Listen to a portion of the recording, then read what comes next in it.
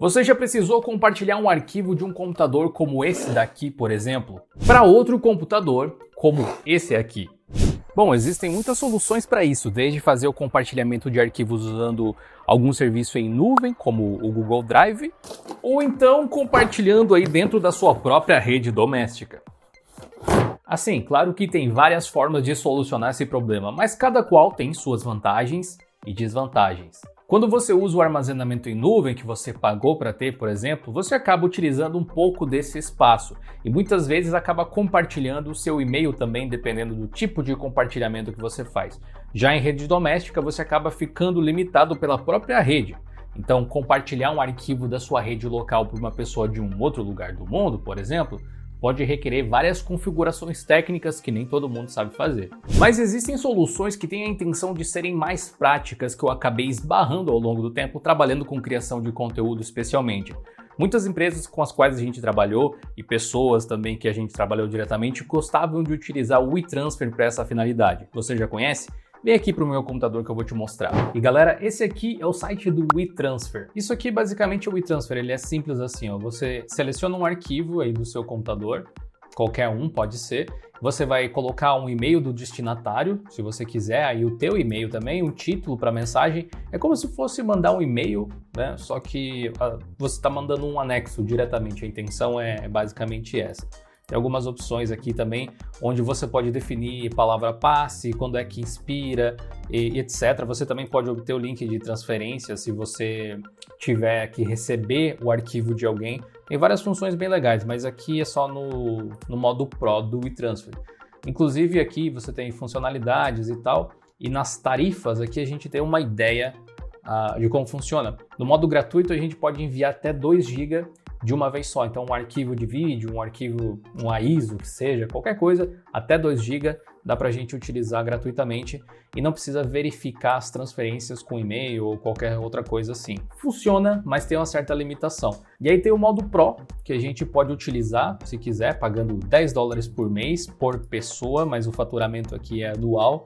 E aí a gente pode enviar e receber 200 GB de arquivos, tipo um arquivo grandão de 200 GB, né? E também pode armazenar por um período de tempo, ou conforme a gente quiser, 1 TB por pessoa. Também é bastante coisa, se for parar para pensar. E também dá para fazer revisões assim ilimitadas. É uma funcionalidade interessante para quem trabalha com edição de vídeo, tipo a gente, né, que precisa enviar e revisar os arquivos ou qualquer coisa assim. Só que tem suas limitações. Você não vai utilizar isso aqui, por exemplo, para armazenar arquivos igual você faria no Google Drive da vida ou algo do tipo. E eu não vou mentir não, olha, o WeTransfer é uma solução bem legal, especialmente para você compartilhar ali rapidamente arquivos de forma temporária, sem precisar fazer nenhuma outra ação manual depois, tipo descompartilhar o arquivo ou apagar para garantir que você tenha o seu espaço liberado. Mas o valor do Pro dele acaba sendo meio caro. $10 por mês pode não parecer até tanto à primeira vista, mas você só tem a opção de pagar anualmente, então são $120 logo de cara. E por menos de $10 por mês você assina um Google Drive da vida, algo que vai permitir que você tenha flexibilidade em tamanhos de arquivo, apesar de não ser tão prático, né? Mas eu acho que eu já sei qual a solução disso. Eu vou fazer o meu próprio WeTransfer, ou melhor, o UTransfer. O site do UTransfer é esse aqui, é o utransfer.io, e ele tem uma funcionalidade muito semelhante. Você sobe os arquivos e aí manda esses arquivos para alguém, simples assim. É basicamente as mesmas funcionalidades do WeTransfer, tanto que o nome faz justamente essa referência. E para nossa sorte, a gente pode fazer deploy de um desses usando Docker. Se você ainda não manja de Docker, tem um vídeo sobre Docker para iniciantes aqui no canal que é imperdível, beleza? Vamos ver o quão difícil é montar esse servidor. Para fazer o deploy dele, a gente vai utilizar a Linode, que é um dos nossos parceiros aqui do canal. Se você acessar linode.com/Linux e criar a sua conta aqui neles por esse link, você recebe $100 de crédito para aproveitar aí por 60 dias. Esse vídeo em particular não é patrocinado pela Linode, mas eles fazem um trabalho tão bem feito que nesse caso vale a pena a gente mencionar mais uma vez. Eu vou me logar na minha conta e beleza, vamos criar aqui um novo Linode, né, que é um novo servidor. Diretamente do Marketplace, a gente já pode instalar um com Docker por padrão. Agora eles têm essa função aqui de pesquisar, que eu acho muito bacana, que antigamente não tinha, facilita bastante a vida. No caso aqui eu vou selecionar um Nanode de 1 GB só, ele vai dar 25 GB de armazenamento para a gente e 1 TB de transferência. Então, como o próprio sistema operacional utiliza um pouco, a gente vai ter um pouco menos que 25 GB para armazenar dados, mesmo que seja temporariamente do nosso U-Transfer. Mas ainda assim é o suficiente para você mandar arquivos bem grandes, né? $5 por mês acaba sendo um pouco mais barato do que o que a gente tem lá no WeTransfer e te dá um pouco mais de maleabilidade para você passar os seus arquivos aí. Bom, vou botar aqui Docker U-Transfer, senha de root, beleza? E aqui a gente cria o nosso Linode. Beleza, enquanto o servidor está sendo provisionado, a gente pode ler um pouco da documentação aqui. Parece que tem mais de uma forma de a gente criar um self-hosted aqui do U-Transfer. Uma utilizando o Docker, que é o que eu vou fazer, e a outra seria utilizando o NPM, né, do Node.js aqui. Beleza, nosso servidor está rodando aqui. Vou lançar o Leash Console para a gente ver aqui ele bootando, porque mesmo que o servidor esteja pronto, agora ele vai fazer o deploy do Docker que eu pedi. Então não vou precisar instalar manualmente ele.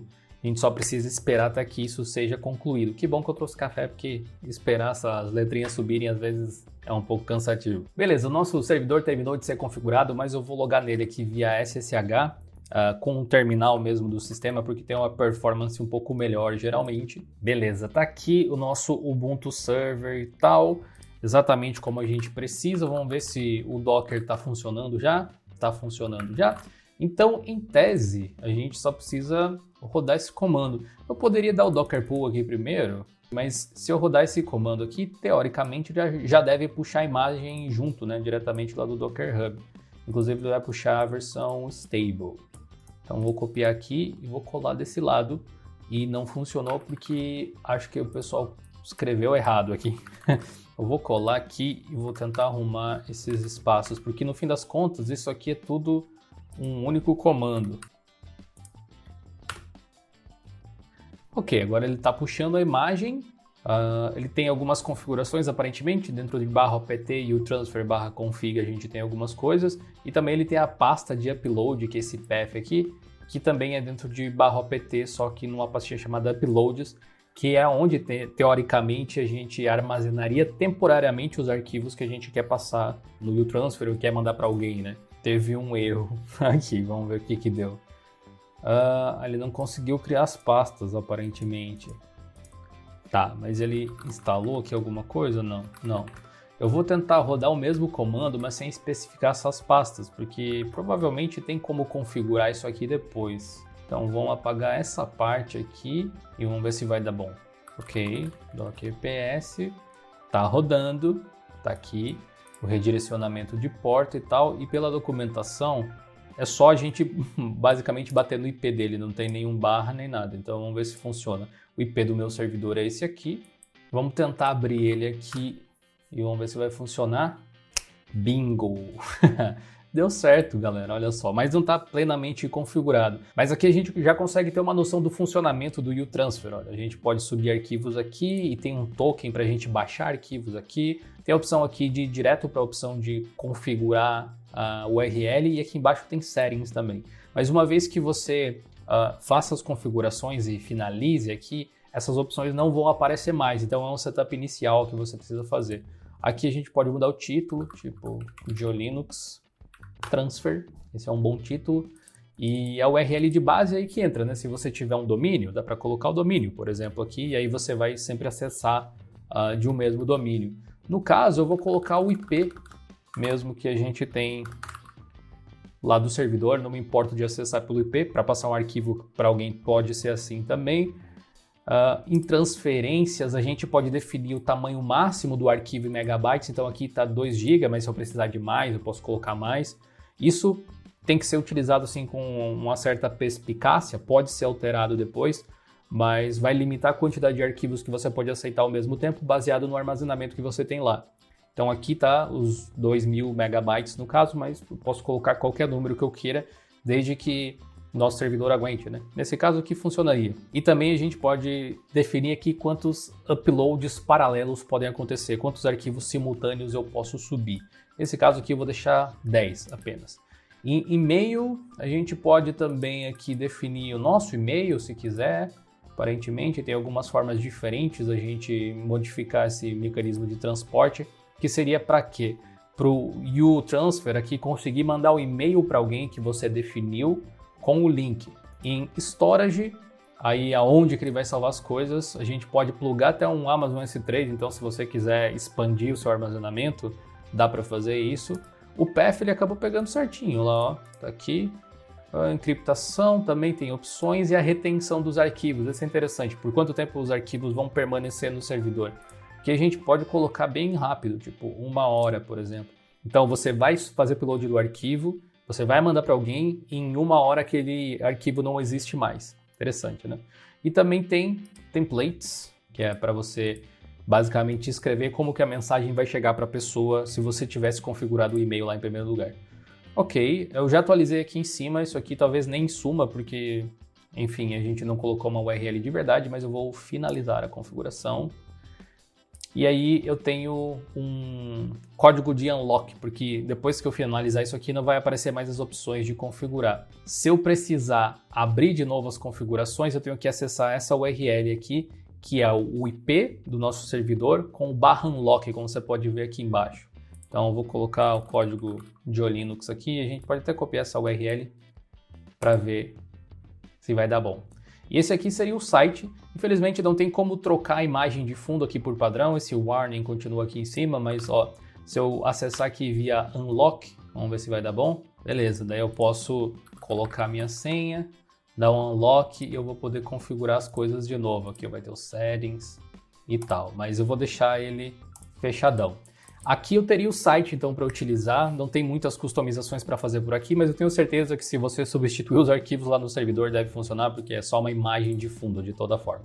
A lógica é a seguinte, então eu vou selecionar um arquivo aqui, vamos pegar alguma coisa que não seja tão pesada, talvez tipo uma thumbnail aqui que a gente fez recentemente, 1 megabyte, tá subindo aqui, e olha só, a gente pode fazer o download desse arquivo, a gente pode enviar por e-mail para um amigo com uma mensagem e tal. Isso é especificamente o que o WeTransfer faz, né? Se você parar para pensar. Mas isso aqui não está funcionando porque eu não fiz a configuração de e-mail. Então mesmo que eu coloque aqui não iria funcionar.